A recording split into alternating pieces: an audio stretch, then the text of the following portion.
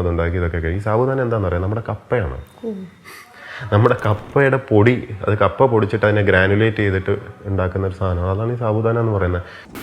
ഒട്ടുമിക്ക ആൾക്കാർക്കും സാവോനരി അരി കൊണ്ട് ഉണ്ടാക്കിയ ഒരു ഐറ്റം എന്നുള്ള ഒരു കൺഫ്യൂഷൻ ഉണ്ടാകും. എന്നാൽ അത് അങ്ങനെയല്ല കേട്ടോ. മരച്ചീനി കൊണ്ട് ഉണ്ടാക്കിയ നമ്മളെ കപ്പല്ലേ അതുകൊണ്ട് ഉണ്ടാക്കിയ ഒരുപാട് പേരുകളുണ്ട്. ഇത് ഏറ്റവും കൂടുതൽ ഉപയോഗിക്കുക നമ്മൾ വെറും പായസങ്ങൾക്ക് വേണ്ടി മാത്രമേ ഉപയോഗിക്കണുള്ളൂ.